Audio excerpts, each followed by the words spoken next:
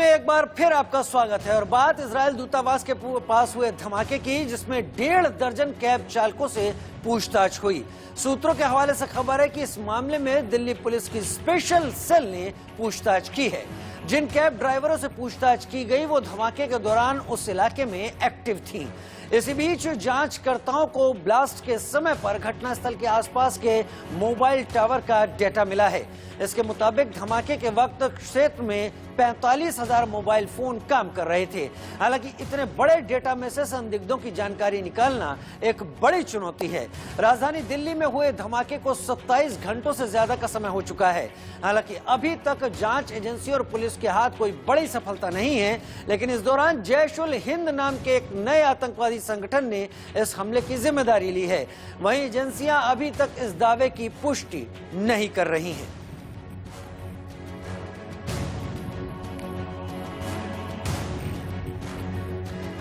Israel दूतावास के पास हुए विस्फोट का ईरानी लिंक मिलने से सरकार गंभीर हो गई है। इस घटना के बाद गृह मंत्री अमित शाह ने पश्चिम बंगाल का दौरा रद्द कर दिया था।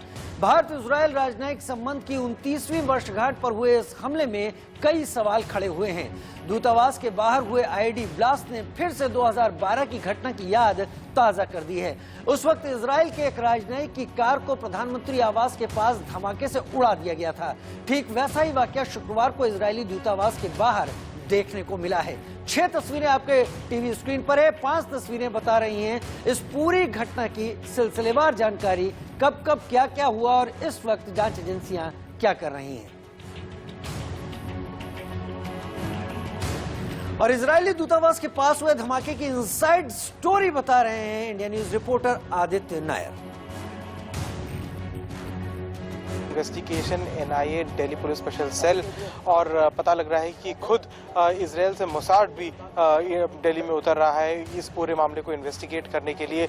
अभी यहाँ पे बहुत सारे ऐसे सबूत हैं जो मिले हैं इस पूरे इलाके से। एक लेटर मिला है जिस लेटर में लिखा गया है कि ये पूरा जो मामला है ये एक ट्रेलर है और ये सिर्फ शुरुआत है इस मामले की। एक बहुत बड़ी साजिश शायद अनअर्थ किया जा रहा है यहाँ पे दिल्ली पुलिस स्पेशल सेल और एनआईए की तरफ से।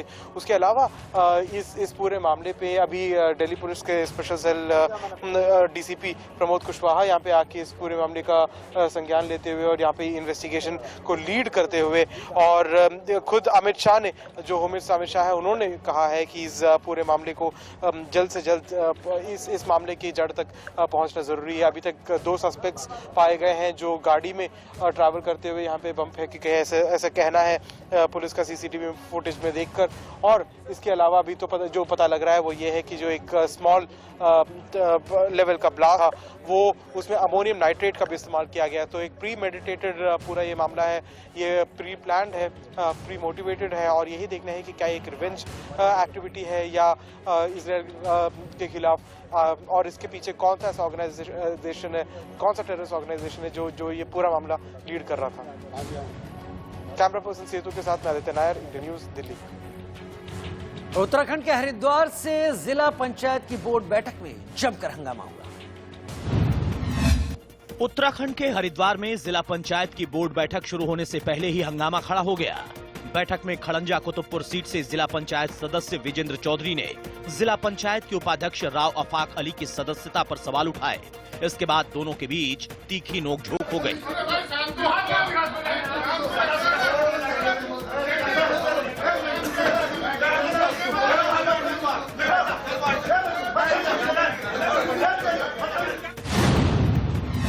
बिहार के सहरसा जिले में बदमाशों ने अभिनेता सुशांत सिंह राजपूत के रिश्तेदार और यामाहा शोरूम के मालिक राजकुमार सिंह और उनके सहयोगी को गोली मार दी। इस घटना में राजकुमार सिंह और उनके सहयोगी आमिर हसन जख्मी हो गए, जिन्हें अस्पताल में भर्ती कराया गया। उत्तर प्रदेश में फर्रुखाबाद के कायमगंज कोतवाली में अवैध रूप से गैस रिफिलिंग की दुकान में गैस भरने के दौरान भीषण आग लग गई। इस घटना में 2 लोग झुलस गए, जिन्हें इलाज के लिए अस्पताल में भर्ती कराया गया है। उत्तर प्रदेश के प्रतापगढ़ में कुंडा विधायक राजा भैया और उनके समर्थकों ने राम मंदिर के निर्माण के लिए करीब 5 करोड़ रुपए दान में दिए। इस मौके पर राम जन्मभूमि ट्रस्ट के महासचिव चंपत राय भी मौजूद थे। जम्मू कश्मीर के श्रीनगर में अच्छी बर्फबारी के बाद यहां सैलानियों की संख्या में धीरे धीरे इजाफा हो रहा है। सैलानी यहाँ शिकारे के साथ साथ बर्फ से खेलने का लुत्फ उठा रहे हैं। किसान आंदोलन के 66वें दिन दिल्ली की सीमाओं पर कैसे आंदोलन तेजी से जारी है। अलग अलग बॉर्डर से रिपोर्ट देखिए हमारे तमाम संवाददाताओं को। एक और बहुत महत्वपूर्ण बात मैं आपको बताती हूँ कि जो किसानों की तादाद बढ़ रही है वो देखने लायक है, वो दिलचस्प है। और यहाँ पर पंजाब के अलग अलग इलाके से तो किसान पहुँच ही रहे हैं, वो किसान भी पहुँच रहे हैं जो उतने सक्षम नहीं है लेकिन इस आंदोलन के साथ जुड़ना चाहते हैं। आप कहाँ से आए? संगरूर से, पंजाब से। अच्छा, आप कब इस आंदोलन में हिस्सा लेने के लिए कब पहुँचे? 26 तारीख से। 26 तारीख से बीच के चले गए थे गाँव, बीच चले गए थे गाँव में, फिर आ गए। जब राकेश टिकैत ने टीवी पर आह्वान किया और जब वो उनके आंसू आपने देखे तब फिर से हमारे तो दिल में यहाँ से वहाँ रात आने का बहुत चीज करा, आने नहीं पाए, अभी आए हैं। उस टाइम में आने नहीं पाए, अभी उसके आंसू आए ना, अब इससे तुरकर आए हमें यहाँ से टिकरी बॉर्डर से। तो मैं देख रही हूँ कि आप पूरी तकलीफ झेलते हुए भी, और जाहिर तौर पर जो बिल्कुल आम इंसान है उसको तो बहुत दिक्कत होती है, लेकिन आपके साथ ऑलरेडी बहुत सारी दिक्कतें हैं, लेकिन उसके बावजूद आप यहाँ आए। ये बस ऐसे आए हैं। हमने पहले तो सबसे बड़ी तो भूख है, मौत तो एक बार आती है, भूख बार बार आती है। हमसे भूख से डर लगता है, भूख से तो भगवान भी ना कीड़े में उस मोल पत्थर में कीड़े को देता है, ऐसे हमारे को भी रोटी चाहिए। अब आज व्यक्ति को रोटी चाहिए, हमारे को ये कोरोना हो गए, हमारे को कोई रोटी नहीं देगा, भूख होकर तड़प मर जाएंगे तड़प के। पंजाब में कोई रोटी नहीं देगा हमारे को।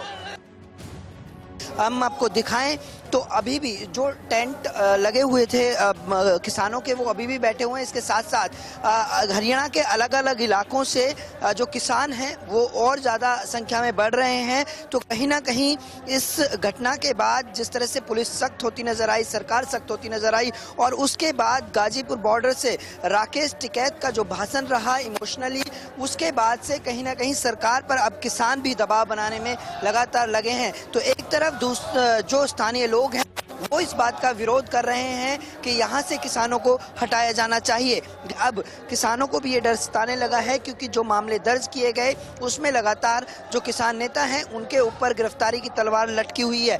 फिलहाल टीकरी बॉर्डर पर किसान पूरी तरह से, अब जो संख्या कल तक कम नजर आ रही थी वो अब लगातार बढ़ने लगी है और स्टेज से लगातार भाषणबाजी जारी है। तो लगातार कहीं ना कहीं जो तैनाती है वो पूरी तरह से मुस्तैदी नजर आ रही है और यही कारण है कि जो जवानों की संख्या बढ़ाई गई थी उसमें इजाफा किया गया।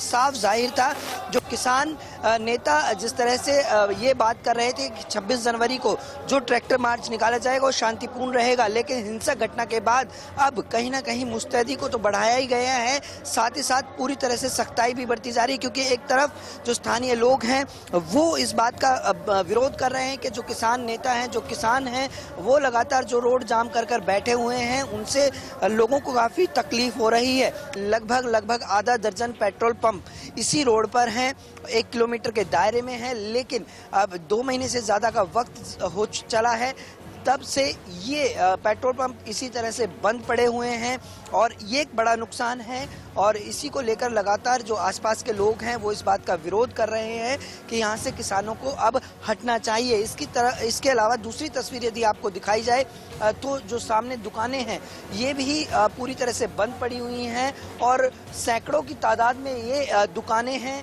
यहाँ जो लोग हैं किराए पर रहते हैं, इंडस्ट्रियल एरिया नज़दीक है क्योंकि बहादुरगढ़ इंडस्ट्रियल एरिया है हरियाणा का, तो बड़ी संख्या में लोग वहाँ से उद्योगों में काम करते हैं और यहाँ रहते हैं। हाल दिल्ली पुलिस के जो जवान हैं वो रेकी कर रहे हैं और तमाम दिल्ली पुलिस के साथ जो रैपिड एक्शन फोर्सेस हैं वो भी मौजूद है सिंगू बॉर्डर पे, और ये वही जगह है जहाँ पे कल झड़प हो गई थी जो किसानों के बीच और सिंगू गांव के लोगों के बीच। हालांकि जो किसानों का ये आरोप है कि जो लोग आए थे कल सिंगू गांव से वो गांव के लोग नहीं थे, वो सेंट्रल गवर्नमेंट के लोग थे जिन्होंने आके प्रदर्शन तोड़ने की कोशिश की। और ये वही जगह है जहां करीबन 200 जो लोग आए थे सिंगू गांव से, वो यहाँ पे पहले नारेबाजी कर रहे थे किसानों के खिलाफ, और थोड़ी देर बाद उन्होंने ये बैरिकेड तोड़ के अंदर चले गए, जिसके बाद उन्होंने टेंट तोड़ दिया और किसानों के साथ वहां पे झड़प शुरू हो गई, जिसके बाद पत्थरबाजी भी चल रही थी दोनों पक्षों में। फिर दिल्ली पुलिस ने माहौल ठंडा करने की कोशिश की, जहां पे 2 दिल्ली पुलिस के जवान वहां पे घायल हो गए और फिलहाल 44 लोग यहाँ पे डिटेन हो चुके हैं जो कल की क्लैश में थे। और लगातार आप सिचुएशन देख रहे हैं, हम ग्राउंड जीरो से रिपोर्ट कर रहे हैं सिंगू बॉर्डर पे। यहाँ पे दिल्ली पुलिस के जवान मौजूद है, रैपिड एक्शन फोर्सेस के जवान मौजूद हैं और पहले जो हलचल देखी जाती थी सिंगू बॉर्डर में वो कहीं ना कहीं कम हो चुकी है। और ऐसी रिपोर्ट्स मिल रही है कि पीछे जहाँ पे सिंगू बॉर्डर की प्रदर्शन करीबन 10 से 15 किलोमीटर लंबा है और पीछे की तरफ से बहुत किसान जो हैं वो वापस जा रहे हैं और टेंट खाली कर रहे हैं। और जैसे आप देख सकते हैं किसान यहाँ पे झंडा लेके अपने जो यूनियन का झंडा लेके खड़े हैं। लगातार यहाँ पे माहौल काफ़ी टेंस है। आप देख सकते हैं ये सीधा तस्वीरें आपको मैं सिंगू बॉर्डर के टेंट से दिखा रहा हूँ, जहाँ पे प्रदर्शनकारी जो किसान हैं वो यहाँ पे मौजूद हैं और रखवाली कर रहे हैं, क्योंकि लगातार दिल्ली पुलिस भी ये घोषणा कर रही है सुबह से कि कोई भी गांव वालों को यहाँ पे आने की अनुमति नहीं है। और आज सबसे ज़्यादा प्रायोरिटी सुरक्षा को दी गई है। सीधा आपको तस्वीरें दिखा रहा हूँ सिंगू बॉर्डर से, आप देख सकते हैं कि ये बैरिकेडिंग लगा दी है और लगातार दिल्ली पुलिस द्वारा, रैपिड एक्शन फोर्स द्वारा मॉनिटरिंग की जा रही है। और लगातार यहाँ पे जो कंपनी है दिल्ली पुलिस की वो राउंड्स लगा रही है law and order situation maintain करने के लिए। सामने आप देख सकते हैं कि जो रैफ की जो यूनिट है वो मौजूद है और पूरे प्रदर्शन को पूरे तरीके से दिल्ली पुलिस ने घेर लिया है। और करीबन 10 से 15 किलोमीटर लॉन्ग ये प्रदर्शन है और सभी एंट्री और एग्जिट पॉइंट पे पुलिस की तैनाती है और ड्रोन के माध्यम से भी सर्वेलेंस की जा रही है लगातार। और कल के घटनाक्रम के बाद आज सुरक्षा को सबसे ज्यादा प्रायोरिटी दी जा रही है। केंद्र सरकार ने बजट सत्र का अपना एजेंडा बताने के लिए सभी दलों की बैठक बुलाई। वीडियो कॉन्फ्रेंसिंग के जरिए हुई इस बैठक की अध्यक्षता प्रधानमंत्री नरेंद्र मोदी ने की, जिसमें उन्होंने कहा कि किसानों को सरकार ने 22 जनवरी को जो प्रस्ताव दिया था वो अब भी बरकरार है, कोई भी हल बातचीत से ही निकलना चाहिए।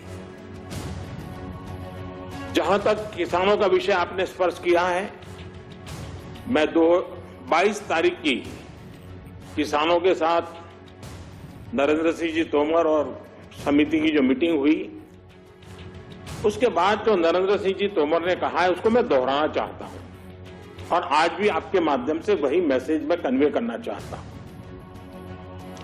नरेंद्र सिंह जी ने सभी किसान आंदोलन से जुड़े लोगों की मीटिंग में कहा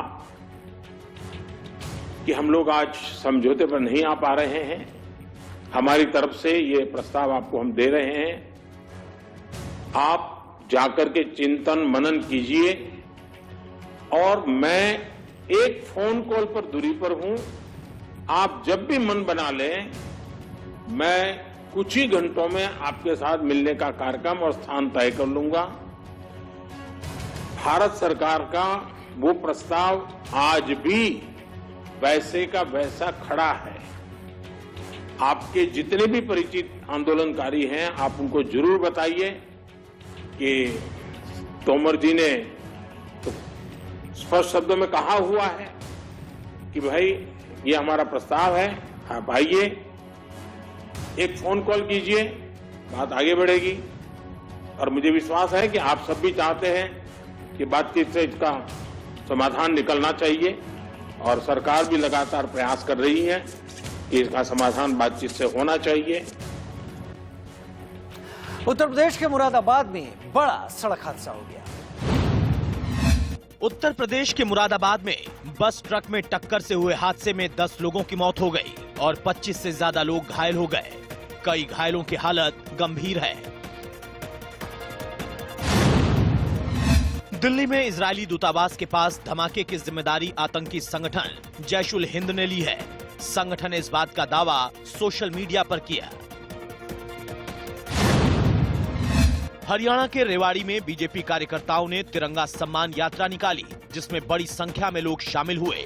बीजेपी ने 26 जनवरी को दिल्ली के लाल किले पर तिरंगे के अपमान की घटना का विरोध किया।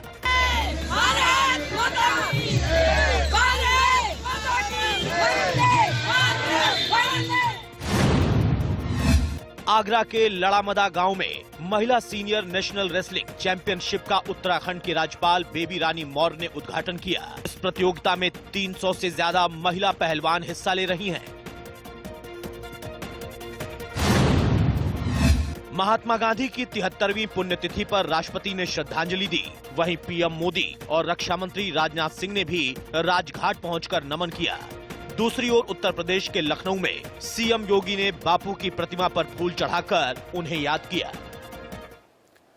और बात देश के बजट की। 2021 का बजट 1 फरवरी को पेश होना है, लेकिन कोरोना काल में यह बजट बेहद खास और अलग होगा, क्योंकि पहली बार बजट की प्रिंटिंग कागज पर नहीं होगी।